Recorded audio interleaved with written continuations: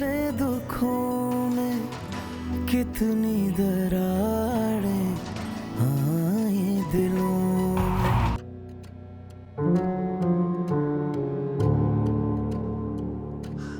शमीम बाजी, अब तक नहीं आया ना अब्दुल बारी? अब तक तो वो ऑफिस से आ जाता है। और तो और कश्यप भी यूनिवर्सिटी से वापस नहीं आई है।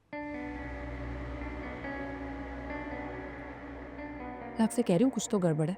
अब्बा जी भी 2 बार पूछ चुके हैं उनका। अरे कहीं घूमने फिरने निकल गए होंगे, आ जाएंगे घर वापस। और जाएंगे कहाँ? चाचा के घर भी तो जा सकते हैं ना। आप माने या ना माने, मेरा दिल कह रहा है अब्दुल बारी ने गुस्से में घर छोड़ दिया।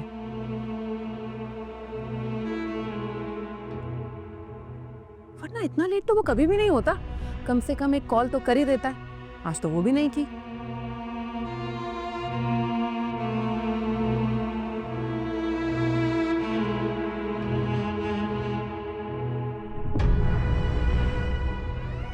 इसका मतलब तो यही है ना कि नाराज होकर यहाँ से चला गया है।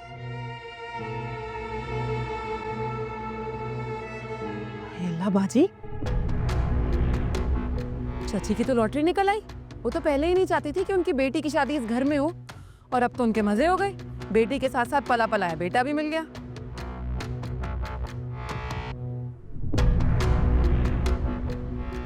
अल्लाह, कितनी खुश होंगी ना वो हमारा घर बर्बाद करके। ऐसे कैसे हमारा घर बर्बाद कर देंगी? वो क्या मुझे जानती नहीं है? उनको अगर मैंने दिन में तारे ना दिखा दिए ना तो मेरा नाम भी शमीम नहीं है।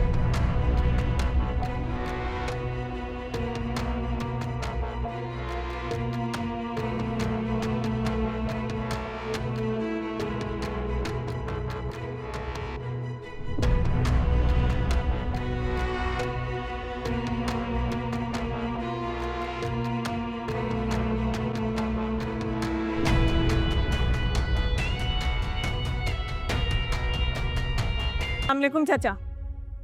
तुम यहाँ क्या कर रही हो? आपकी बेटी के कारनामे आपको बताने आई हूँ।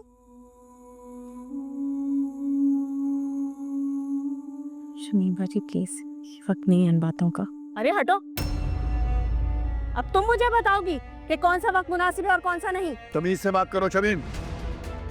तमीज तो आप पहले अपनी बेटी को सिखाएं, उसके बाद मुझे नसीहत कीजिएगा। जब से हमारे घर आई है हमारी जिंदगी अजाब बना दी है। तुम्हारा दिमाग तो खराब नहीं हो गया? क्या बकवास कर रही हो तुम? मेरा दिमाग भी बिल्कुल ठीक है और मैं कोई बकवास नहीं कर रही हूँ, मैं आपको हकीकत बता रही हूँ।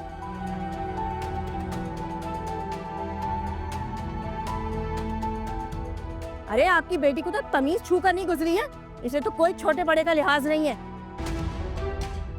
जब से हमारे घर में आई है हमारे घर का सुकून बर्बाद कर दिया इसने। सुकून तब बरकरार रहता है जब घर के फर्द अपनी लिमिट में रहें, लेकिन आपको तो आदत है ना अपनी लिमिट क्रॉस करने की। आप दूसरों की जिंदगियों में मदाखलत करेंगी तो आगे से आपको कोई जवाब नहीं मिलेगा, कोई रिएक्शन नहीं आएगा।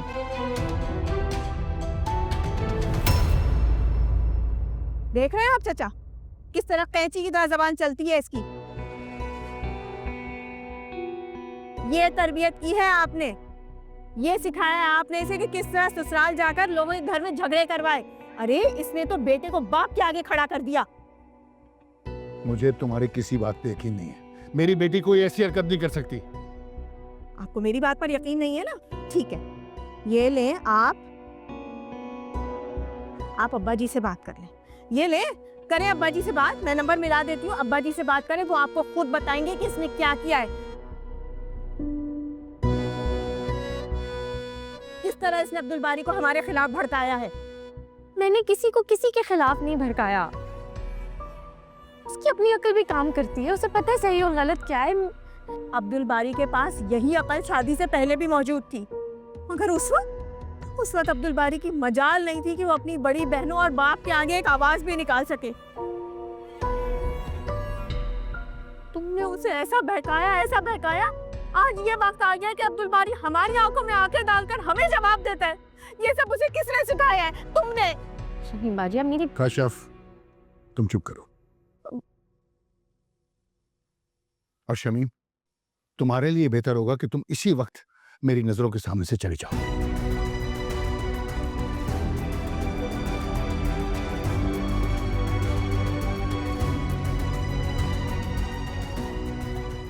जितनी बकवास तुम्हारी सुननी थी ना, सुन ली।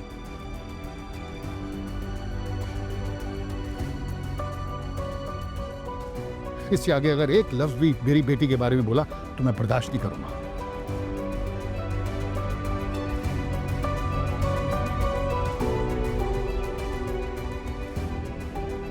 और तुम होती कौन हो मेरी तरबियत पे सवाल उठाने वाली? अरे सवाल तो मुझे तुम पर उठाना चाहिए।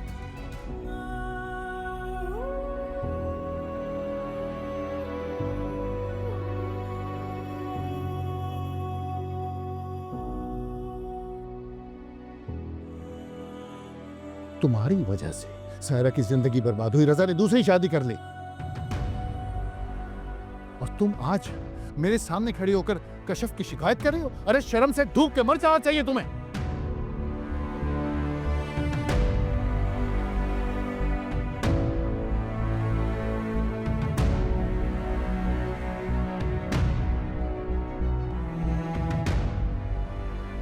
तुम्हारी हिम्मत कैसे हुई यहां आने की? मैं तो हैरान हूं भाई साहब पे कि आंखें बंद करके तुम्हारी हर बात पे यकीन कर लेते।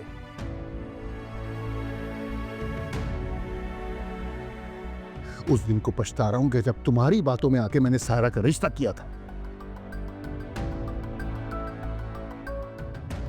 एक दिन भी मेरी बेटी का ससुराल में सुकून का नहीं गुजरा। पता नहीं क्या कुछ बर्दाश्त करती रही वो, लेकिन कभी भी अपने मुंह से शिकायत का एक लफ्ज नहीं निकाला। कभी भी बाप के दर पे पलट के नहीं आई, और तुम मेरी तरबियत पे सवाल उठा रही हो।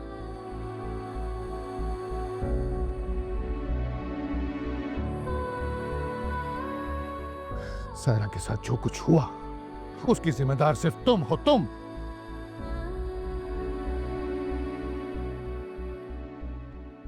और इस बात पे मैं तुम्हें कभी माफ नहीं करूंगा शमीम, कभी नहीं। बस प्लीज प्लीज यहां से चले जाओ, इससे पहले कि मैं सारे रिश्तों को भूल जाऊं। चली जाओ यहां से, दफा हो जाओ।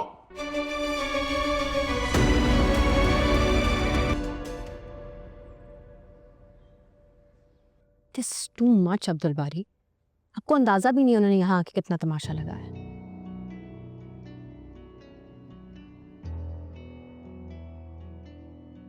अम्मी अब्बू को इतनी बातें सुनाई हैं उन्होंने।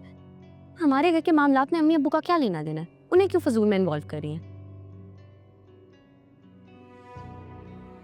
मुझे पता है मैं उन्हें नहीं पसंद हूँ, मेरी नफरत में ही वो ये सारी हरकतें करती हैं,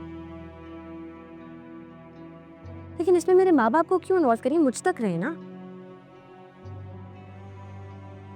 वो ऑलरेडी आप ही की वजह से इतने परेशान थे और उन्होंने आके और परेशान कर दिया। तो समझ में नहीं आ रहा था मैं उन्हें क्या कहूँ, कैसे मुतमईन करूँ। कशफ, मुझे खुद कुछ समझ नहीं आ रहा, मैं तुमसे क्या कहूँ।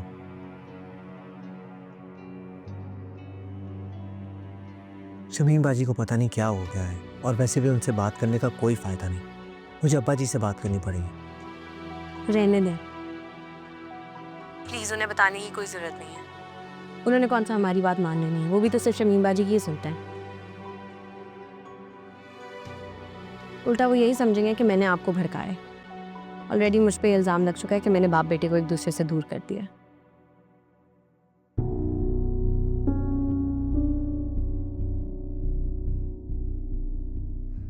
खैर, मैंने आपको ये सब परेशान करने के लिए नहीं बताया, सिर्फ आपकी नॉलेज में लाने के लिए बताया, क्योंकि शमीम बाजी को अब्बू ने बहुत बातें सुनाई हैं और आई एम श्योर वो इसका बहुत बड़ा बतंगड़ बनाएंगी।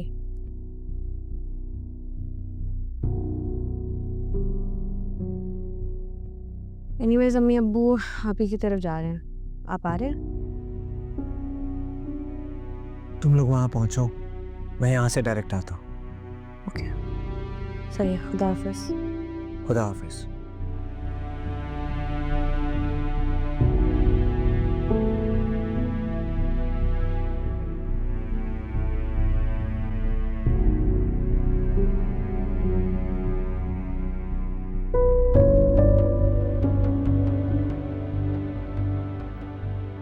वहाँ चाहिए।